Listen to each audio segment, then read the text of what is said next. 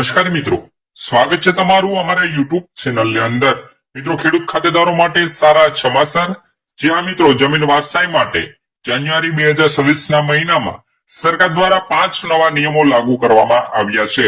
આ નિયમો ખેડૂત ખાતેદારોને જાણવા ખૂબ જ જરૂરી છે કે ક્યાં ક્યાં ફેરફારો કરવામાં આવ્યા છે, શું 5 નિયમોમાં શું બદલાવ કરવામાં આવેલો છે। આમની વિગતવાર માહિતી વિડીયોમાં આપણે આગળ જોવાના છે। તો મિત્રો 2026 ના નવા નિયમો ખેડૂત ખાતેદારો ખાસ જાણી લેજો, જોઈ લેજો અને સમજી લેજો। વિગતવાર માહિતી વિડીયો આપણે આગળ જોશું તે પહેલા તો મિત્રો ગુજરાતના તમામ ખેડૂત ભાઈઓ વિડીયોના ખાસ છેલ્લે સુધી બન્યા રહેજો। અને મિત્રો ચેનલ પર પણ નવા આવ્યા હોય તો વિડીયોને લાઈક કરી દેજો અને ચેનલને સબસ્ક્રાઇબ કરવાનું પણ ના ચૂકશો। તો મિત્રો વાત કરીએ પેલા નવા નિયમ વિશે। તો મિત્રો ખેડૂત ખાતેદારનું અચાનક અવસાન થયું હોય તો તેના સીધી લીટીના તમામ વારસદારના નામ સડાવવા હવે ફરજિયાત છે। જેમની નાની ઉંમરથી લઈ અને મિત્રો મોટી ઉંમર સુધીના દરેકના નામ સડાવવા હવે ફરજિયાત છે। કોઈ બેન દીકરી હોય તો તેનું નામ એકવાર સડાવી અને મિત્રો ફરીથી તમે નામ કમી કરાવી શકો છો, પરંતુ એકવાર તમામના સીધી લીટીમાં વારસદારના નામ સડાવવા ખૂબ જ અગત્ય અને કમ્પલસરી કરવામાં આવેલા છે। તેમના પછી વાત કરીએ મિત્રો બીજા નવા નિયમ વિશે। તો મિત્રો તમારી જમીન જે તે ખેતીની જમીન છે તેમાંથી અમુક ટકા જે જમીન બિન ખેતી કરાવેલી છે અથવા તો તેમાં તમે પ્લોટિંગ કરાવેલું હોય તો તેને ખેતીની જમીન તો અલગ કરવી પડશે। એટલે કે મિત્રો જે તે જમીનમાં તમે જે પ્લોટિંગ અથવા તો પ્લાનિંગ અથવા તો જે મકાન કરેલું છે અથવા તો બિન ખેતી કરાવેલી છે એનો રેકોર્ડ 7/12 માં બોલતો ન હોવો જોઈએ।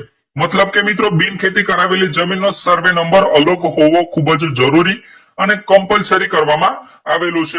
તો મિત્રો આ તો બીજો નવો નિયમ। તેમના પછી મિત્રો વાત કરીએ ત્રીજા નવા નિયમ વિશે। તો મિત્રો જમીન પર બાપ દાદાએ પાક ધિરાણની લોન અથવા તો મંડળી લીધેલી હોય અને અચાનક તે ખેડૂતનું અવસાન થાય તો વારસાઈ બોજો ભર્યા વગર થઈ જાય છે કે નહીં? તો મિત્રો હા, બોજો ભર્યા વગર વારસાઈ થઈ જાય છે, પરંતુ માનો કે તમારે થોડા વર્ષો પછી જમીનની વેચણી કરવાની છે અથવા તો ખાતા અલગ કરવાના છે કે પછી જમીન વેચી દેવાની છે, તો મિત્રો જેટલો પણ બોજો છે તે બેંક કે મંડળીને સંપૂર્ણપણે ભરવાનું રહેશે અને ત્યાંથી મિત્રો તમારે એનઓસી કઢવી અને જે દસ્તાવેજ કરતી વખતે તમારે તેમાં જોડવાના રહેશે। તો મિત્રો આ તો ત્રીજો નિયમ। તેમના પછી મિત્રો વાત કરીએ ચોથા નવા નિયમ વિશે। તો મિત્રો પિતા અથવા તો દાદા ગુજરી ગયા હોય અને વારસાઈ કરવામાં વિલંબ કર્યો હોય તો તેને ₹1000 નો દંડ ભરવો પડશે।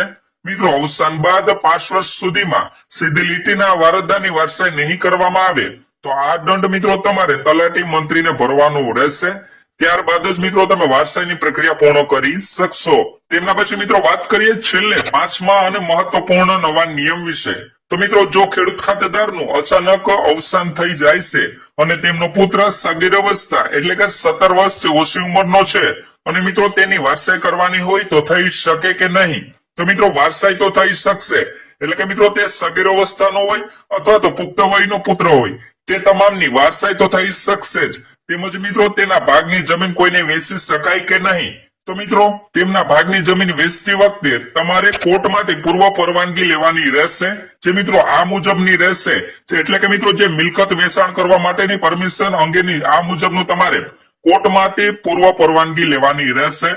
તો જ તમે જે સગીર અવસ્થાનો પુત્ર છે તેની મિલકત વેચવાની પરવાનગી તમે આ મુજબની લેશો, ત્યાર પછી જ તમે તેમની મિલકત વેચી શકશો। અને મિત્રો તેમની મિલકતના હિસ્સાના અમુક ટકા તમારે એફડી એટલે કે ફિક્સ ડિપોઝિટમાં બેંકમાં ખાતું ખોલાવી અને એફડી કરાવવાની રહેશે, જે 18 વર્ષની ઉંમર થયા બાદ એટલે કે પુખ્ત વયનો થયા બાદ તે તેમના પૈસા ઉપાડી શકશે। તો મિત્રો બસ આ જ હતી ખેડૂત ખાતેદારો માટે સારા સમાચારની સંપૂર્ણ માહિતી, જેમાં મિત્રો જમીન વારસાઈ માટે જાન્યુઆરી 2026 ના મહિનાથી 5 નવા નિયમો ખેડૂત મિત્રો માટે સરકાર દ્વારા જાહેર કરવામાં આવ્યા છે।